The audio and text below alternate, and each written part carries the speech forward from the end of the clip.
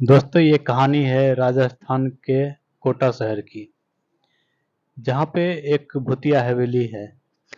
उसके बारे में मैं आपको सुनाने वाला हूँ। बहुत ही रोमांचित रोमांचित करने वाली कहानी है ये। तो चलिए हम कहानी पे चलते हैं और कहानी को विस्तार से सुनते हैं। यह हवेली राजा महाराजा के समय में बनाई गई थी, लेकिन पिछले 18 सालों में इस हवेली में कोई रहने के लिए नहीं आया। अच्छा होने पर भी इस हवेली में कोई नहीं रह सकता था, क्योंकि लोगों का कहना था कि इस हवेली में भूत प्रेत का साया है।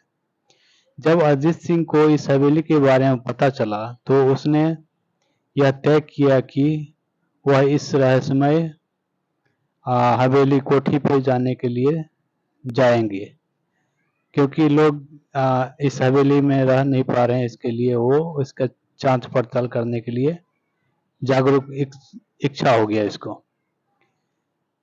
उसने मजबूत इच्छा शक्ति से हवेली में रहने की पूरी तैयारी कर ली।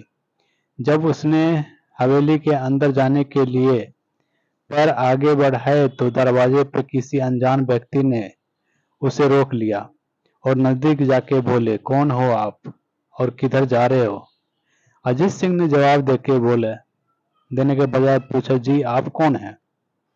मेरा नाम अर्जुन है, उन्होंने बताया, और मैं यहीं आसपास में ही रहता हूँ। अजीत सिंह ने कहा, ओह अच्छा, मैंने सुना है कि यह एक भूतिया हवेली है और यहाँ कोई नहीं रह पाता, इसलिए मैं इस हवेली में एक दिन रुकने का फैसला किया है।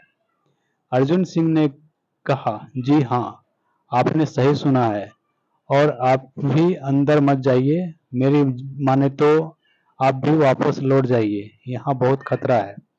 यह सुन अजीत सिंह बहुत खुश हुआ, जैसे उसे कोई लॉटरी लग गई हो।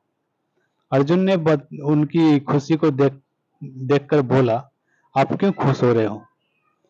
आप तो आपको तो भूत का नाम सुनकर डर लगना चाहिए था।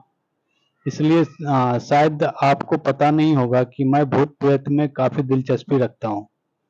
अगर इस हवेली में भूत है तो मैं अंदर जरूर जाऊंगा और सारी सच्चाई का पता भी लगाऊंगा। इतना कहकर अजीत सिंह ने इस हवेली में चले गए। अंदर जाके अजीत ने अपने बैग को साइड में रखा और हवेली के चारों ओर देखने लगा।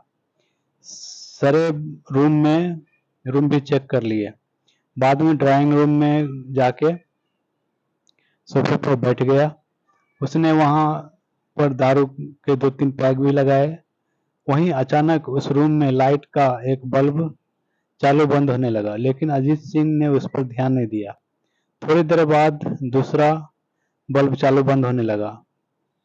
फिर तो हवेली की सारे लाइट चालू बंद होने लगा। यह सब देखकर अजीत सिंह अपनी जगह पे खड़ा हो गया और संपूर्ण सचेतन हो गया। अचानक उसके सामने एक छोटा टेबल हवा में उड़ने लगा।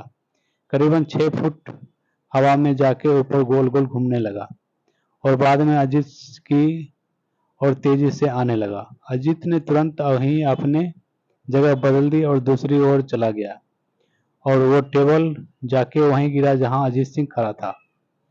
अजीत कुछ समझ पाता उतने में सोफे की सीट उसकी ओर आने लगी।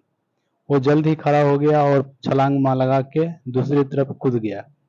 इसके कारण उस सोफा दीवार को टकराया और अजीत सिंह बच गया। अचानक सब कुछ शांत हो गया। अजीत ने चारों ओर सतर्कता से देखा और बड़ी आवाज में बोला, तुम जो भी हो, सामने आकर आकर के बात करो। वहीं एक परछाई उसके सामने आई। अजीत सिंह ने परछाई देखकर बोला, कौन हो तुम और क्यों मुझे मारना चाहते हो? परछाई, तुम्हारी भूल के कारण। अजीत, मेरी भूल? कौन सी भूल की मैं? परछाई, इस हवेली में आने की भूल।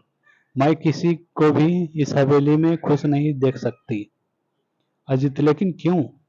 वो परछाई जवाब दिया, आज से 18 साल पहले इस हवेली के मालिक ने मुझे यहीं पे मार डाला था। मेरी कोई गलती भी नहीं थी। इस कारण की वजह से मेरी आत्मा इस हवेली में भटकती रहती है। मैं किसी को भी इस हवेली में रहने नहीं दूंगी, क्योंकि इस हवेली में मेरा खून हुआ था।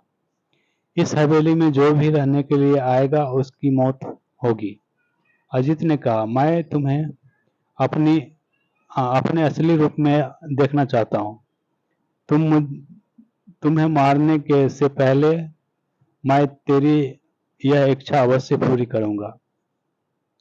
भूत ने बोला, और उस परछाई ने भयानक दरमियाना रूप ले लिया। उसका चेहरा इतना भयानक था कि अजित कुछ क्षण के लिए डर गया था, लेकिन दूसरी क्षण ही उसने अपने आप पर काबू पा लिया। बाद में अपने जेब से सफेद पाउडर निकाला और उस भूत पर फेंक दिया। भूत इस पाउडर पड़ते ही जलने लगा।